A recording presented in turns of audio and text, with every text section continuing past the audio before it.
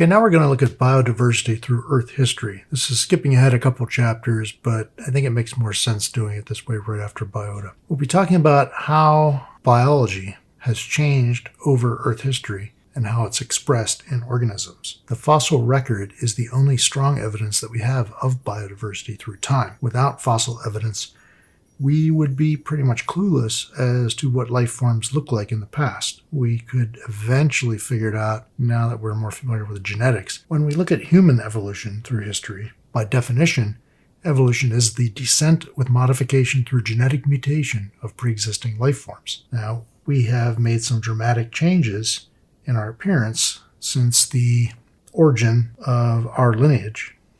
A few million years ago in our lineage, we lost our tail. We no longer needed it for balance to the degree we did before. We had a reduction in the length of our fingers because we weren't using them for grasping and climbing to the degree that we were previously.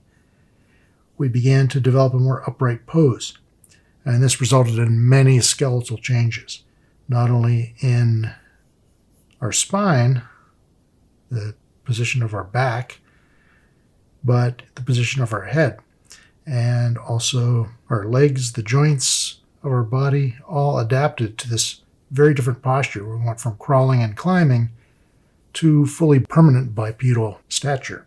Everyone's favorite evolutionary example is the giraffe, and this relates to natural selection. Natural selection is the unequal survival and reproduction of organisms owing to environmental pressures that result in the preservation of favorable characteristics. This is the most important component of evolution next to the mutations themselves. What does this mean? When looking at a giraffe, there was an advantage to reaching higher and higher into the understory and ultimately into the lower canopy, such that animals with slightly longer necks could reach higher and obtain food that was unavailable to the others. This gave them an advantage. The disadvantage is now they have to develop a very large heart and a cardiovascular system that could pump blood up this pretty exceptional vertical distance to maintain consciousness, to feed their brain oxygen. So the heart had to change, digestive system had to change, neck had to change. The spine did not gain vertebra, it merely lengthened them. And to support this neck and this head at this height required big processes to develop on these vertebrae for muscle attachment. So these huge muscles are required to keep this head in the upright position. The giraffe also developed a very long tongue that it uses for grasping at leaves and twigs and pulling them into its mouth. So it's more than just the height of the animal that is changing, it's every aspect of the animal. Even the coloration of its skin has changed, provided some protection from predators, generally when they're smaller, when they're susceptible. An example from humans that might not seem intuitive at first is the development of a genetic disorder called sickle cell anemia. When a person has this genetic disorder, a number of their red blood cells assume this sickle shape. They're also less flexible than normal-shaped red blood cells, and this causes a variety of problems. One of the biggest problems is these being inflexible and shaped like these sickles. They plug up blood vessels, and when they plug the blood vessels, they prevent blood from reaching organs. They prevent oxygen from reaching those organs, and this results in generally premature death. So why would people have sickle cell anemia? Why would this perpetuate itself through human history? About 10 to 40% of people in sub-Saharan Africa have at least one sickle cell genetic pair in their genome. Well, it turns out if one of your strands of DNA from your mother or father has the sickle cell anomaly, this gives you an advantage against developing malaria. It's a bit of a weird story, but basically the enzymes that are present when you have a single sickle cell anomaly in your genome produce carbon monoxide, and this prevents you from developing cerebral malaria. So if you have one defect, you're able to resist malaria. If you receive that defect from both parents, your mother and father, then you develop the disease sickle cell anemia. So it's a natural selection to have one of these defects. That's favorable. It's unfavorable when you have two. So this is kind of a genetic battle for evolution that isn't quite working out. This single mutation would never be preserved in the fossil record. So I'd consider this an evolutionary gamble. We can prevent malaria, but we run the risk of killing a fairly high percentage of patients. So we save them from one fatal disease by making them susceptible to another. That's not an entirely good gamble. Adaptations are characteristics that enhance an organism's survival and or reproductive success. These are a couple pictures of birds of paradise. There's a bunch of different species of these. These are males, and you might imagine that this isn't an adaptation for a good, safe life in a jungle. The last thing you want to do is draw attention to yourself in the wild because predators are looking. However, if you're looking to attract a female, then looking pretty outrageous is one of the ways to attract the mate, and reproductive success is key to perpetuating this look and perpetuating your own genetics. So they run the risk of being eaten in order to impress the females. And there's an evolutionary drive to get crazier and crazier all the time. Now, like sickle cell anemia, they might push it too far in some cases, and it becomes a negative. Even though the females might be impressed, the males are consumed at a higher rate. The shinier, brighter males would be consumed at a higher rate, and that's an evolutionary disadvantage. This brings us to extinction, the loss of all individuals of a species. Here we have a couple examples of some species induced by humans. Here on the left we have the dodo. This was a fairly large bird, a flightless bird, that was discovered by Portuguese sailors in 1507. And because it was large, flightless, and not afraid of any terrestrial predators, it was easy for the sailors to walk up and kill these birds in great numbers. The numbers were so great that they drove them to extinction after about 160 years or so. Perhaps a more extreme example is the disappearance of the passenger pigeon of North America. In the early 1800s or so, it was an estimate of about 3 to 5 billion of these birds in North America. The flocks were so great that they would actually darken the skies. They would break the branches off of trees, knock down parts of entire forests, sheerly with their numbers. Hunting for cheap food and for sport wiped the birds down from 3 to 5 billion to 0 by 1914. The last female died in a zoo in Cincinnati at this time. This is an example from the Galapagos Islands that are famous for both evolution and extinction. Named Lonesome George, he was discovered in 1971. He's the last male of this species of giant tortoise. Because the last of an individual species is known as an endling. Unfortunately, George passed away in 2012. Efforts to save the species were unsuccessful. Another example is from Tasmania. The Tasmanian tiger here, which is a thylacine, the genus and species name meaning dog-headed with a pouch. These are carnivorous marsupials. Essentially, you can think of them as kangaroos that have converged evolutionarily into a dog-like creature. In May 1930, a British farmer named Wilf Batty shot the last wild Tasmanian tiger as he caught it invading his henhouse. This is a photo of Wilf with his trophy here. A couple individuals lived on in the Hobart Zoo. Hobart's the capital of Tasmania. This is the last individual of the species, named Benjamin, and even more tragically, died of exposure in 1936 after his zookeepers left him outside on a cold night. Another end to another species. Now, I can't find my photo of the rock art. I do have this photo here, which is a pretty bad photo, that indicates that the Aboriginals of Australia were recording what they saw. And one of the things that they saw was the Tasmanian tiger, depicted here in rock art from Kakadu. I talked about this place before, I think in the last lecture, in the Northern Territories of Australia. So they painted what they observed, and this is what they observed, something that can no longer be seen in the wild. So another tragic example of humans showing up in a location and very quickly wiping out a species that has been around, in this case, for perhaps 3 million years.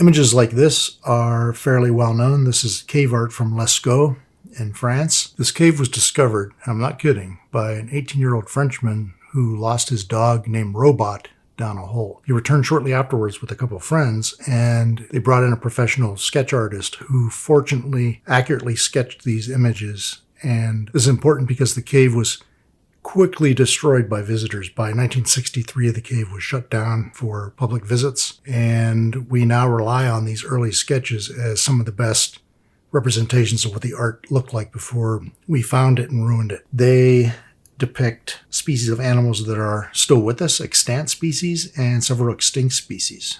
The more dramatic here in this image is an auroch, or kind of a giant wild cattle, much more aggressive than cows today for the most part.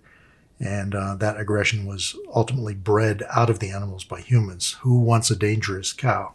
I got a funny story about that, but I won't go into it now. So people write down, people draw, people photograph what they see. This is a bit of human nature that goes back, as we can see here, approximately 17,000 years, but this stuff is very difficult to date. We find evidence for it going back around 500,000 years in some locations. This was a freshwater clam that was etched by an extinct species of human, Homo erectus, 500,000 years ago. It was a zigzag carved with a sharp object. When we talk about biodiversity through Earth history, we need to consider the rate of change in the number of species on Earth.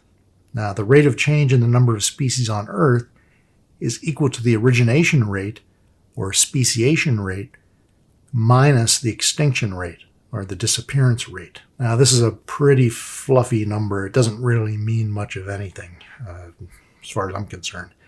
It's estimated that 10 to 25 species evolve each year, and about the same number become extinct each year. Now, this depends on what you consider a new species and what you consider the extinction of that species. And there are ongoing arguments, maybe forever, about that. It is clear, though, from the fossil record that some periods of geologic time had far greater rates of extinction and far greater rates of evolution. We can discuss this in a couple different ways. Logistic growth is such that population increases most rapidly when numbers are low, and the birth rate decreases and/or death rate increases due to competition for food and space, diseases that interrupt the life cycle. Eventually, the birth rate is going to equal the death rate at the carrying capacity.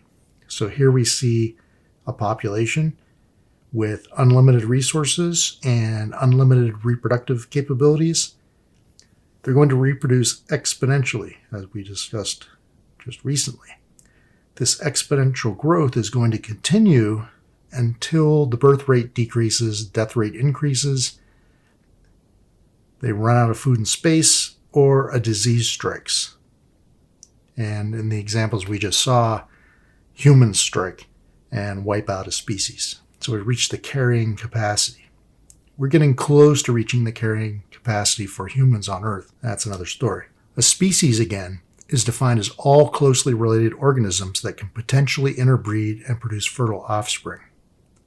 We can't observe animals breeding in the past, so paleontologists use similarity in morphology to define species, a similarity in the shape, the morph of organisms. Here we see a variety of brachiopod species, and they're going to be defined by the differences in shape of their shells. These aren't clams. They're not even closely related to clams. They're not really closely related to clams. Very different organisms. They look similar, but they're very different. Keeping track of these species and keeping them organized was something that's been around since Plato and Aristotle.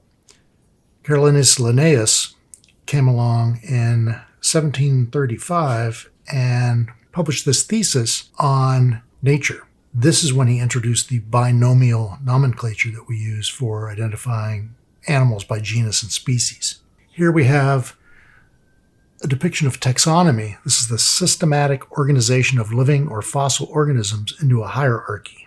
So we're going to start out with a common ancestor and evolve into a number of different genera and species. So here the ones we're going to be most familiar with are going to be domestic cat, domestic dog, and the wolf. Now, domestic dogs were bred. They plastically evolved from being wolves. Let's take a closer look at one of these lineages. Here, we'll take a look at the Canidae. And as an example, we have the red fox, a common species of canid in Canada. This photo was taken last year in Cranberry Portage, Manitoba. This was the same time those two crazy guys were running around, the killers from Port Alberni on Vancouver Island. Were running loose up near Gillam, so they had driven right past us here. So we're going to take a look at the scientific classification of this fancy-looking critter. We're going to start with the domain, the base of all cellular life forms, Eukarya. Kingdom Animalia, phylum Chordata, class Mammalia, order Carnivora, family Canidae, genus Vulpes, and the species Vulpes. So this is what we use to identify the red fox and its relationship to other organisms, principally other mammals. Now, one way to remember this is important to remember: kingdom, phylum, class, order, family, genus, species. King Philip came over from Great Spain, or King Philip came over from groovy Spain, if you're an Austin Powers fan. When we look at our evolutionary development, we see that it strongly follows embryonic development. So here we have a group of organisms, distantly related organisms, include fish, salamanders, tortoises, chicks, hogs, calves, rabbits, and humans.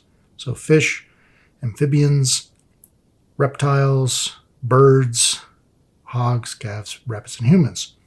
Now, when we start out in life, we all look very similar.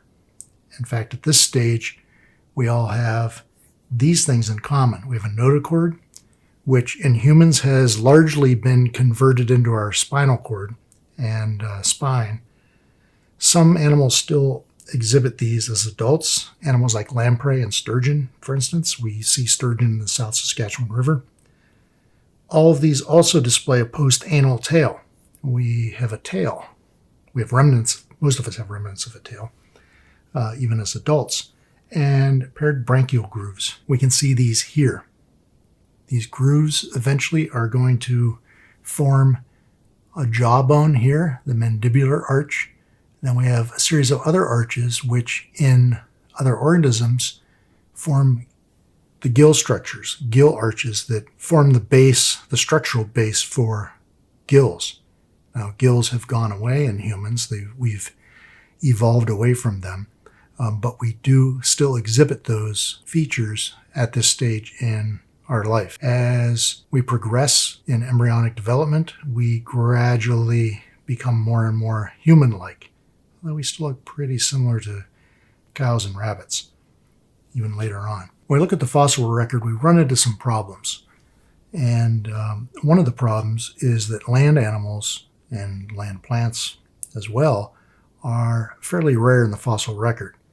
This means we can't really use them in a definitive way to determine the biodiversity at any given time. We barely understand the biodiversity today on Earth, let alone going back millions to hundreds of millions of years. In part for this reason, mostly for this reason, we generally use the record of marine invertebrates. These are common, mostly shallow water animals. They've been around for 500 million years, and they're generally well preserved. It's much easier to fossilize a hard object than soft tissue. So things like calcium carbonate skeletons tend to be fairly well preserved. So when we look at apparent species diversity here in figure A, we can see that most of the species, the period with the most abundant species, is the tertiary. As we go back in time, species become more and more rare. Now, this isn't to say we have more species today than we ever have in the past. It's a problem with the fossil and rock record. Part of the record problem has to do with geologic map area. This is if we were to look at a geologic map of the world, we would see that most of the exposed sedimentary rock is going to be tertiary in age. Because it's the most recent, it's on top of the older stuff. That makes sense. Going back in time, that holds together pretty well, except for a few oddities. The Triassic, the Permian, the Devonian, and the Silurian show apparently greater map area than periods before and after. The same goes for the volume of sediment that's generated at any given time. The volume of sediment that's present on Earth today indicates that the tertiary again comes out as a winner. Again, it's youngest, it's on top. That's to be expected. But we have some periods going back, such as the Devonian, which show exceptionally large amounts of sediment generated during that period of time. This implies some kind of mountain building event. In other words, we crashed some things together, we deformed them, we uplifted them, and then we weather them. When we weather this material, we produce sediment. And therefore, when there's lots of sediment, there must have been something to weather. So when you take a look at the land area of different age rocks, combined with the volume of different age rocks, then you get a better picture of what really existed at any given time. So at first glance, it looks as though species numbers have increased exponentially through geologic time. This isn't true because of the difference in the amount of sediment that's apparent at the Earth's surface and the amount of sediment that was ultimately generated at the time that the fossils would have been created. A couple things really stand out when we look at the fossil record. The first one is the Cambrian Explosion. This is considered the most remarkable burst of evolution. During this Cambrian Explosion, all phyla present on the Earth today, as well as many classes and orders, evolve. After 100 million years, the diversity levels off, and we run into a series of mass extinctions. A mass extinction is when 25% or more of extant families disappear. These mass extinctions occur at the end of the Ordovician, about 440 million years ago, during the Devonian, 360 million years ago, the end of the Permian, about 250 million years ago, the end of the Triassic, about 206 million years ago, and the famous one, the Cretaceous Tertiary extinction, about 65 million years ago. When we look at the number of orders, we see that higher taxa have greater resiliency. The number of orders tends to remain relatively invariant once we get into the Silurian.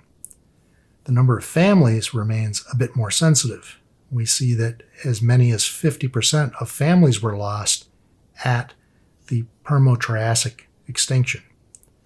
We lost 15% of orders, 50% of families, and about 85% of genera.